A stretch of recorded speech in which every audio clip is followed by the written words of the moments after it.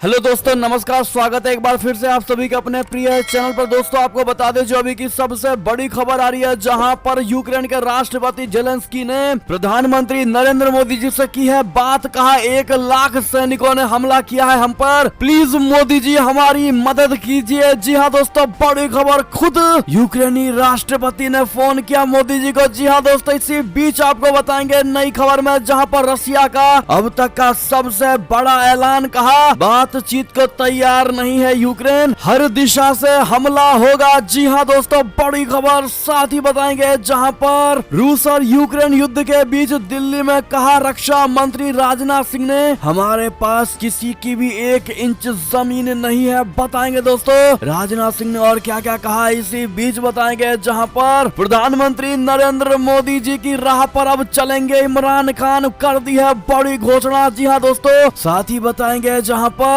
हरियाणा के जंगल में मिले 230 बम आखिर कहां से आए और ये किसके बम है, पुलिस ने बुला ली सेना। बताएंगे दोस्तों, पूरे इलाके को सील कर दिया गया है। बड़ी खबर हम आपको भी बताने वाले हैं। इसी बीच बताएंगे जहां पर अब रूस ने खुद प्रधानमंत्री नरेंद्र मोदी जी की है तारीफ। जी हाँ दोस्तों, साथ ही आपको बताएंगे जहां सीएम योगी जी के भगवा कपड़े पर डिम्पल यादव के बयान पर अब अयोध्या के संतों ने कर दी है कड़ी प्रतिक्रिया, कह दिया है ये डिम्पल यादव को बड़ी बात। जी हाँ दोस्तों, साथ ही बताएंगे जहां पर अगर आप भी होली पर दिल्ली, बिहार और मुंबई जाना चाहते हैं दोस्तों, तो इन ट्रेनों में आप करा सकते हैं रिजर्वेशन। बताएंगे कौन कौन सी ट्रेनों में खाली सीटें पड़ी हुई हैं। जी हाँ दोस्तों, तो हर तरह की जानकारी आपको देने वाले हैं दोस्तों, तो आराम से बने रहिएगा वीडियो के अंत तक। और अभी खबरों में आगे बढ़ने से पहले हमेशा की तरह मानते हैं कि मोदी जी तो हर चीज संभव है, भारतीय सेना है तो अपना देश गर्व से जी रहा है दोस्तों, और आपको भी भारतीय होने पर शान और मानते हैं कि अपना भारत देश नंबर 1 देश है और भारत की विदेश नीति नंबर 1 है। तो इस वीडियो को भी कर दीजिए लाइक, चैनल को कर दीजिए सब्सक्राइब, बेल आइकन दबाइए, साथ ही कमेंट बॉक्स में लिख दीजिएगा जय हिंद। जी हाँ दोस्तों, चलते हैं पहली और सबसे बड़ी खबर की तरफ, जहां पर खुद यूक्रेनी राष्ट्रपति जेलेंस्की ने प्रधानमंत्री नरेंद्र मोदी जी से की बात। कहा 1 लाख सैनिकों ने हमला किया है, मदद कीजिए मोदी जी। जी हाँ दोस्तों, यूक्रेन के राष्ट्रपति जेलेंस्की ने प्रधानमंत्री नरेंद्र मोदी जी से फोन पर बात की। युद्ध की स्थिति के बीच जेलेंस्की ने भारत से मदद की अपील की है। उन्होंने बताया कि इस समय उनकी धरती पर 1 लाख से अधिक आक्रमणकारी ने घुसपैठ कर रखा है। उन्होंने बातचीत के दौरान पीएम मोदी से राजनीतिक समर्थन की अपील की है। वे सिक्योरिटी काउंसिल में भारत की तरफ से अपने पक्ष में समर्थन चाहते हैं। जी हाँ दोस्तों, अब इस समय यूक्रेन के राष्ट्रपति की प्रधानमंत्री मोदी जी से ये बातचीत काफी अहम है दोस्तों, क्योंकि हाल ही में यूक्रेन ने भारत के रुख पर आपत्ति जाहिर की थी। भारत ने एक न्यूट्रल स्टैंड लिया था, लेकिन यूक्रेन मदद की आस लगाए बैठा था। ऐसे में अब जब फोन पर दोनों बड़े नेताओं की बात हुई है, तो फिर मदद से लेकर समर्थन पर जोर दिया गया है। राष्ट्रपति जेलेंस्की के लिए ये ज्यादा जरूरी है कि यूएन काउंसिल में भारत उसका समर्थन करे, लेकिन इस पूरे विवाद पर भारत ने अभी तक किसी का स्टैंड नहीं लिया है दोस्तों। उनका रुख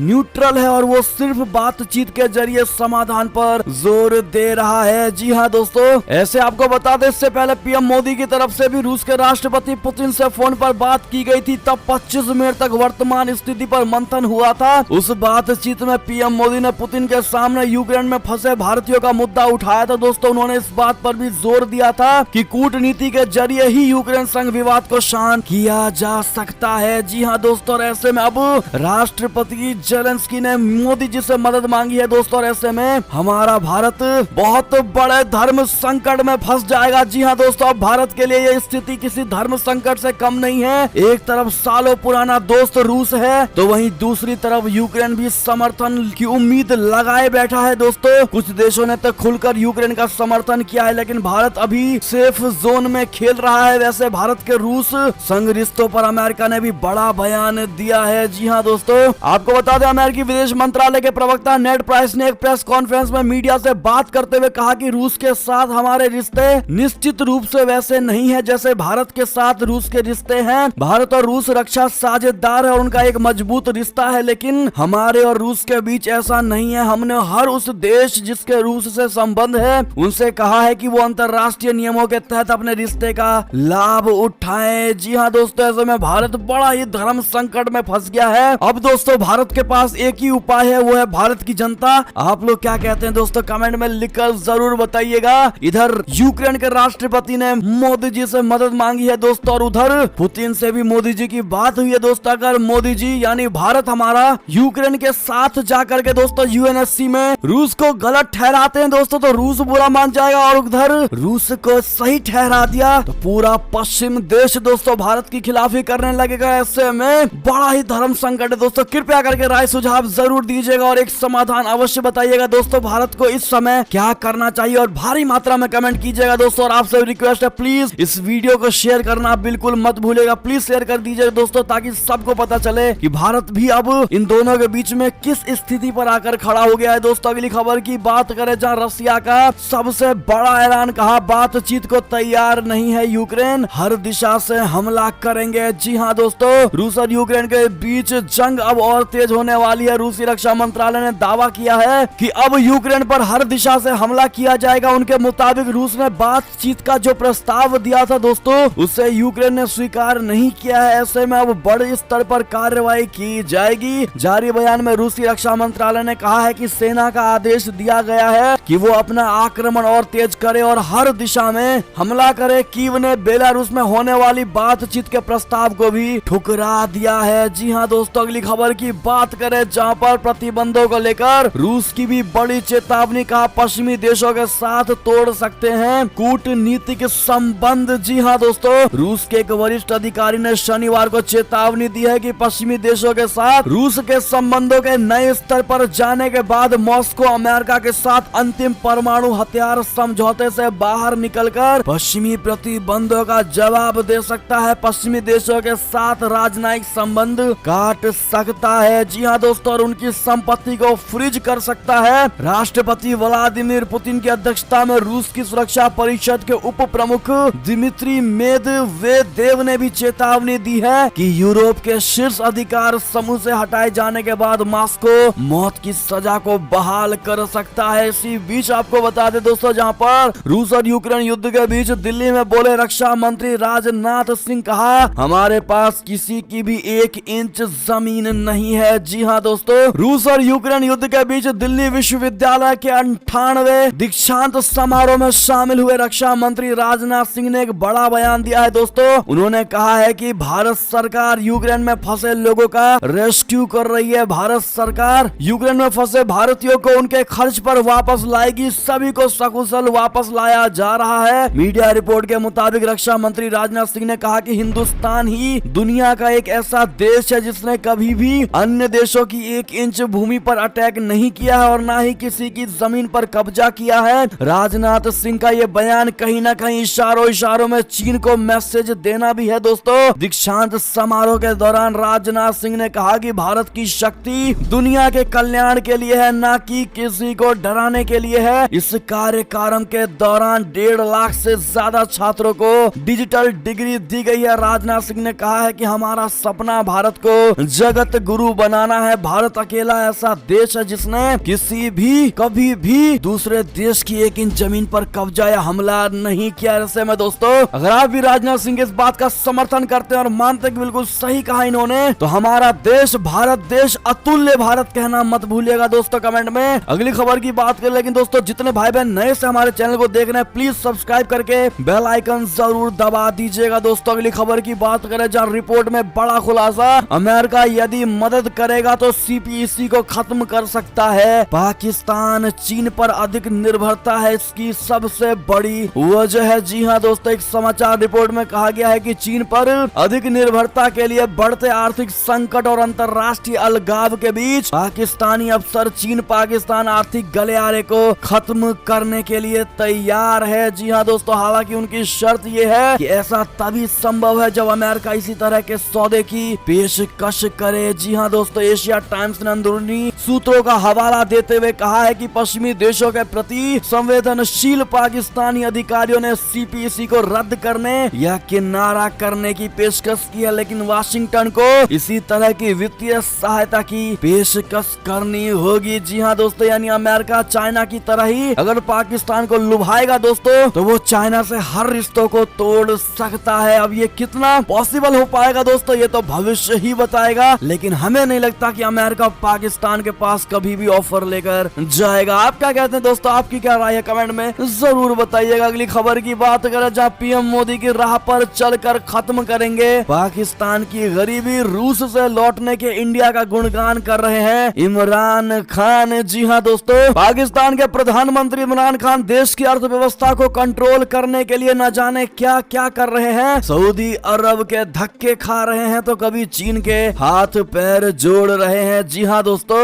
यहाँ भी जब दाल नहीं गली तो रूस के शरण में पहुंच गए। इमरान खान 24 फरवरी 2022 को रूस पहुंचे थे और उसी दिन रूस ने यूक्रेन पर हमला बोला था, जिसके बाद इमरान खान का बयान आया कि मैं यहाँ कितने सही समय पर आया हूँ ये देखने के लिए मैं उत्साहित हूँ। उनके इस बयान के बाद, उनके इस वक्तव्य के बाद उनके दुनिया भर में निंदा हुई दोस्तों। और इस दौरान वो रूस के राष्ट्रपति व्लादिमीर पुतिन से मिले दोस्तों। लेकिन ऐसे में जो सबसे बड़ी खबर आ रही है, जहां इमरान खान रूस के राष्ट्रपति से मिलकर आए हैं तो वहीं उनका कहना है कि रूस पश्चिम गतिरोध अपने साथ आर्थिक झटके लेकर आया है और इसका असर दिखने लगा है, क्योंकि कच्चे तेल की कीमतों में इजाफा हुआ है और इसकी कीमतें $100 प्रति बैरल के निशान के ऊपर चली गई है। तो वहीं वो अपने देश में गरीबी कम करने के लिए भारत वाले प्लान पर, यानी भारत के मोदी सरकार वाले प्लान पर दोस्तों चलते हुए नजर आ रहे हैं। दरअसल प्रधानमंत्री नरेंद्र मोदी जी ने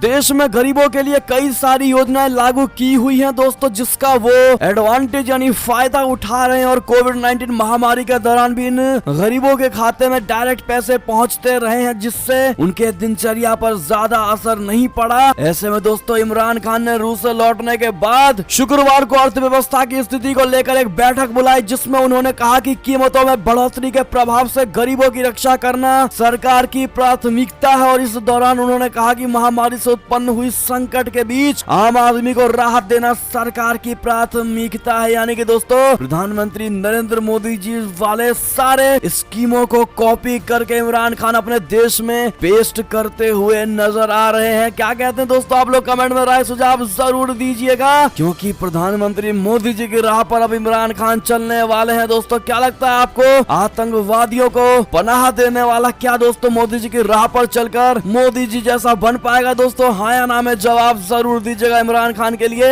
अगली खबर की बात करें दोस्तों, जहां पर युद्ध में रूसी सेना का निकला तेल, टैंक को देख यूक्रेनी बोला घर जाने के लिए धक्का दे दूं क्या? जी हाँ दोस्तों, रूसी सेना युद्ध के तीसरे दिन यूक्रेन की राजधानी कीव के बाहरी इलाकों पर कब्जा जमा चुकी है। रूसी सैनिक चारों तरफ से यूक्रेन को नेस्त नाबूद करने के लिए तेजी से आगे बढ़ रही है। क्रीमिया, बेलारूस और रूस के रास्ते सैनिकों के बड़े बड़े काफिले टैंक, तोप और आर्म्ड गाड़ियों के साथ यूक्रेन में घुसते दिखाई दिए हैं दोस्तों। और इसी बीच एक मजेदार वीडियो सोशल मीडिया पर वायरल हुआ है, जिसमें रूसी सेना का एक टैंक सड़क पर अकेला खड़ा दिखाई देता है दोस्तों, जिसके यानी थोड़ी देर बाद उस जगह पर पहुंचा एक यूक्रेनी नागरिक और उनको वापस रूस जाने के लिए लिफ्ट देने का ऑफर देता है। कहता है कि घर जाने के लिए धक्का दे दूं क्या? जी हाँ दोस्तों, अगली खबर की बात करें, जहां पर हरियाणा के जंगल में मिले 230 बम कहां से आए और किसके हैं ये बम? पुलिस ने बुला ली सेना। जी हाँ दोस्तों, पूरे इलाके को कर दिया गया है सील। आपको बता दें पंजाब के अंबाला यहाँ जंगली इलाके में 200 से ज्यादा विनाशकारी बम मिले हैं। कुछ ग्रामीणों को इनका पता चला था, उन्होंने पुलिस को सूचना दी, जिसके बाद पुलिस शहजादपुर क्षेत्र के जंगल में मंगलोर गांव के नजदीक पहुंची, जहां देखा कि बेगामा नदी के पास कट्टों में भारी संख्या में बम पड़े हुए हैं। जी हाँ दोस्तों, अंबाला पुलिस अधीक्षक जशनदीप सिंह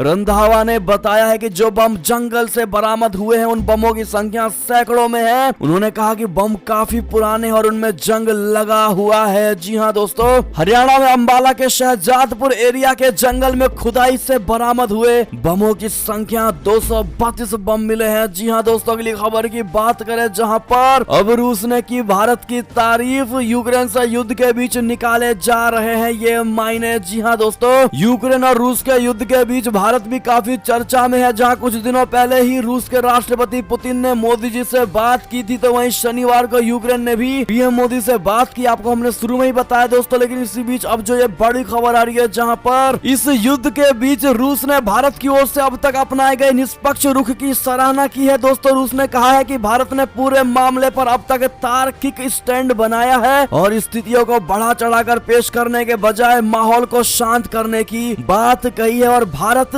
हमारा हमारा घनिष्ठ मित्र है। जी हाँ दोस्तों, रूसी दूतावास ने यह भी कहा कि विशेष और विशेषाधिकार प्राप्त रणनीतिक साझेदारी की भावना में रूस यूक्रेन के आसपास की स्थिति पर भारत के साथ घनिष्ठ संवाद बनाए रखने के लिए प्रतिबद्ध है। अगली खबर की बात करें, जहां पर सोशल मीडिया पर रूस के नक्शे कदम पर चलने की मांग उठी है। दोस्तों, भारतीय लोग कह रहे हैं कि हमें भी अखंड भारत चाहिए। जी हाँ दोस्तों, रूसी राष्ट्रपति व्लादिमीर पुतिन ने दुनिया की परवाह किए बगैर यूक्रेन की धरती पर पूरी ताकत से हमला बोल दिया। पश्चिमी देशों की ओर से प्रतिबंधों की झड़ी और निंदा के बावजूद रूस अपने कदम पर अडिग है। अब भारत में रूस के इस कदम को दोहराने की मांग उठ रही है। दोस्तों, सोशल मीडिया पर लोग भारत सरकार को रूस के नक्शे कदम पर चलने की मांग कर रहे हैं। लोगों ने मांग की है कि जैसे रूस अखंड सोवियत रूस बनने जा रहा है, वैसे ही हमें अखंड भारत चाहिए। लोगों का इससे मतलब अक्साई चीन और पीओके को लेकर है। यानी कि दोस्तों, भारत के अब लोग चाह रहे हैं कि रूस की तरह ही भारत को भी अब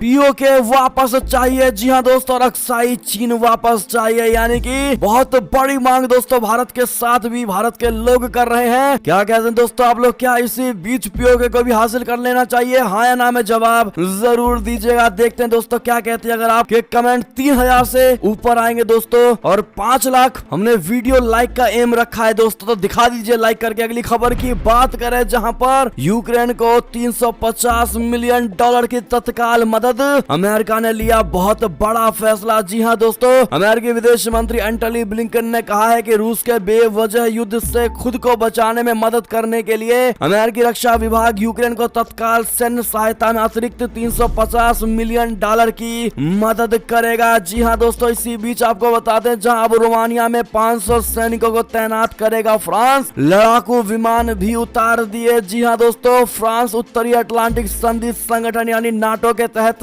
रोमानिया में 500 सैनिकों को तैनात करेगा फ्रांस। दैनिक समाचार पत्र ले फिगारो ने फ्रांस के सशस्त्र बलों के chief of staff General Thierry Burkhard का हवाला देते हुए ये जानकारी दी है। इसी बीच आपको बता दें, जहां पर रूस यूक्रेन युद्ध के चलते भारत नहीं लेगा कोबरा वॉरियर अभ्यास में हिस्सा। जी हाँ दोस्तों, रूस और यूक्रेन के बीच जारी संघर्ष को देखते हुए भारतीय वायुसेना ने ब्रिटेन में होने वाले बहुपक्षीय वायुसेना अभ्यास बोले तो कोबरा वॉरियर में अपने लड़ाकू विमानों को नहीं भेजने का फैसला किया है। वायुसेना के 5 LCA तेजस विमान इस अभ्यास में शिरकत करने वाले थे। भारतीय निर्मित हल्के लड़ाकू विमान तेजस इस सैन्य अभ्यास में भाग लेने वाले थे। रूस और यूक्रेन में जंग के बीच दुनिया भर में बने तनाव के माहौल के बाद भारत सरकार ने ये बड़ा फैसला लिया है। अगली खबर की बात करें, जहां पर रूस ने सेना को दिया हर ओर से यूक्रेन में बढ़ने का आदेश। इधर ऑपरेशन गंगा के तहत हो रही है भारतीयों की वापसी। जी हाँ दोस्तों, यूक्रेन में कैसे हैं हालात, भारत पहुंचे छात्रों ने बताई एक एक बात। जी हाँ दोस्तों, उससे पहले आपको बता दें, जहां भारतीय विदेश मंत्रालय ने बताया है कि यूक्रेन में फंसे छात्रों के अभिभावकों से बातचीत की है, उनकी बात सुनी और उनके बच्चों की सुरक्षा और भलाई के बारे में चिंताओं का जवाब दिया और प्रत्येक छात्र को सुरक्षित रूप से वापस लाने के लिए सरकार की प्रतिबद्धता से अवगत कराया है। जी हाँ दोस्तों, यूक्रेन से भारत पहुंची एक छात्रा धारा वोरा ने बताया कि हमें अपने देश भारत सरकार पर गर्व है। हमें उम्मीद है कि शेष छात्रों को जल्द से जल्द वापस लेकर आया जाएगा। जी हाँ दोस्तों, इसी बीच आपको बता दें, रूसी हमले के बाद करीब 1.5 लाख के आसपास यूक्रेनियों ने देश छोड़ दिया है। दोस्तों, पड़ोसी देश में जाकर के ले ली है शरण। जी हाँ दोस्तों, इसी बीच आपको बता दें, प्यास से तरसा पाकिस्तान, पानी की किल्लत से परेशान लोगों ने खोला इमरान खान सरकार के खिलाफ। जी हाँ दोस्तों, पाकिस्तान का सिंध प्रांत इन दिनों पानी की किल्लत से जूझ रहा है। दोस्तों, थार पारकार जिले में मीठी शहर में बढ़ते जल संकट के खिलाफ दर्जनों लोगों ने इमरान खान सरकार के खिलाफ विरोध प्रदर्शन शुरू कर दिया है। डॉन अखबार की रिपोर्ट के अनुसार कौमी आवामी तहरीक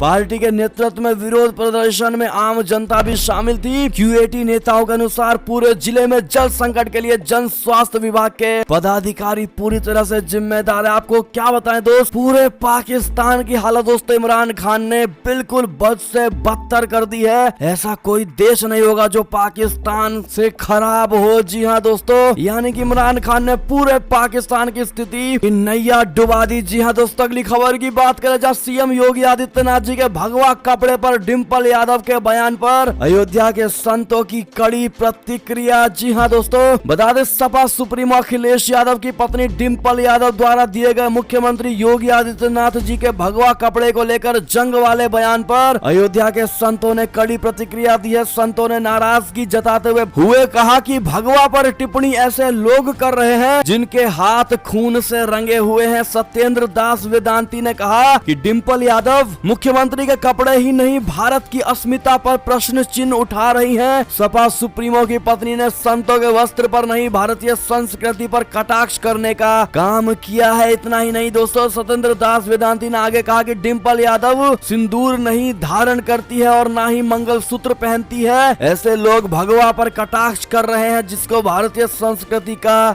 ज्ञान ही नहीं है। जी हाँ दोस्तों, ये बहुत ही दुर्भाग्यपूर्ण है। आप क्या कहना चाहेंगे दोस्तों? आपकी क्या राय सुझाव होगी कमेंट में जरूर बताइएगा। अगली खबर की बात करें जहां पर अखिलेश पर जमकर बरसे अनुराग ठाकुर, कहा जिन्होंने राम भक्तों को भुना उनका ईवीएम कर दो सूना। जी हाँ दोस्तों, यूपी विधानसभा के 5वें चरण की वोटिंग से एक दिन पहले केंद्रीय मंत्री अनुराग ठाकुर ने अखिलेश यादव पर बड़ा हमला बोला। दोस्तों, अनुराग ठाकुर ने कहा कि जो टोटी चुराते थे वे रोटी कैसे प्रदान कर सकते हैं। सपा प्रमुख के मुफ्त बिजली वादे पर चुटकी लेते हुए अनुराग ठाकुर ने कहा सपा कार्यकाल में तो बिजली हुआ ही नहीं करती थी। सपा कार्यकाल में लोग बिजली के तारों पर कपड़े टांगते थे। जी हाँ दोस्तों, सभा पर हमलावर होते हुए अनुराग ठाकुर ने कहा जिन्होंने राम भक्तों को भुना उनका ईवीएम कर दो सुना। जी हाँ दोस्तों, ऐसे में आपकी क्या राय होगी और क्या लगता है दोस्तों किसकी सरकार बनेगी? हम बार बार आपसे पूछते, कमेंट में जरूर बताइएगा दोस्तों। क्या भगवा लहराएगा? क्या योगी जी की सरकार बनेगी? क्या मोदी लहराएगी? कमेंट में जरूर बताइएगा। अगली खबर की बात करें जहां फिर गरजे सीएम योगी आदित्यनाथ जी, कहा वहां देखो बुलडोजर भी खड़े हैं मेरी सभा में। जी हाँ दोस्तों, सोशल मीडिया पर सीएम योगी आदित्यनाथ जी का एक बड़ा ही लेटेस्ट वीडियो वायरल हो रहा है दोस्तों, जिसमें सीएम योगी जी कहते हुए दिखाई दे रहे हैं कि वहां देखो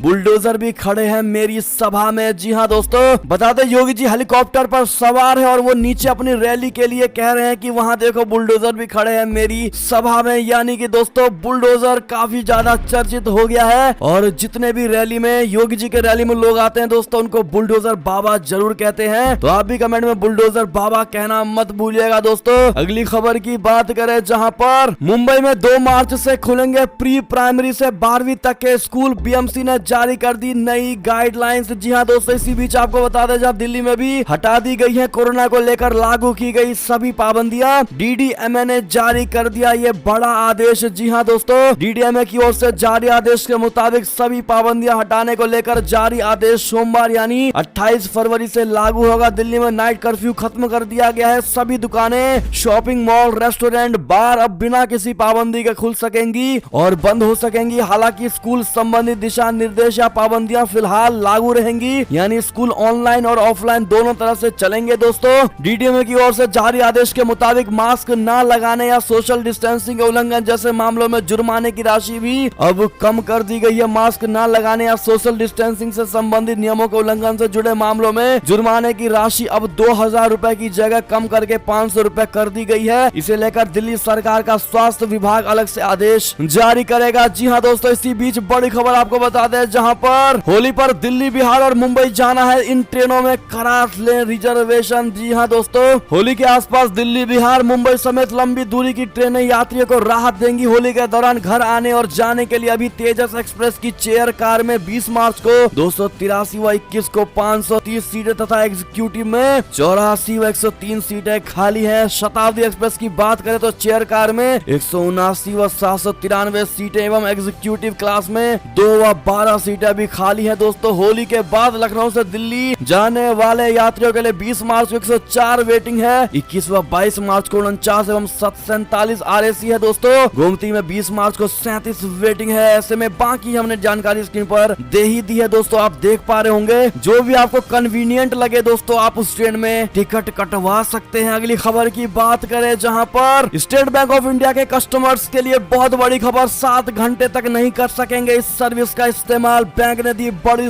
जानकारी। जी हाँ दोस्तों, बैंक ने शुक्रवार की रात को एक ट्वीट किया है जिसमें कहा गया है कि उसका पोर्टल बोले तो crcf.sbi.co.in पोर्टल निर्धारित मेंटेनेंस एक्टिविटी के चलते 26 फरवरी की रात 11 बजे से 27 फरवरी सुबह 6 बजे तक काम नहीं करेगा। जी हाँ दोस्तों, अगली बड़ी खबर बताते हैं जहां पर सोने की कीमत में रिकॉर्ड तोड़ गिरावट से खरीदारों की बल्ले बल्ले। जी हाँ दोस्तों, इस कारोबारी हफ्ते के आखिरी दिन सोना तकरीबन 2000 और चांदी चांदी करीब 3000 रुपए सस्ता हुआ है। सोने चांदी की कीमत में इतनी बड़ी गिरावट से उम्मीद की जा रही है कि एक बार फिर सर्राफा बाजार में रौनक लौट सकती है। दोस्तों शुक्रवार को भारतीय सर्राफा बाजार में सोना 1973 रुपए प्रति 10 ग्राम की दर से सस्ता होकर 5667 रुपए प्रति 10 ग्राम के स्तर पर बंद हुआ है। इससे पहले गुरुवार को सोना 52,540 रुपए प्रति 10 ग्राम के स्तर पर बंद हुआ था। बड़ी खबर दोस्तों, बड़ी जानकारी हमने आपको दी है सोने से रिलेटेड।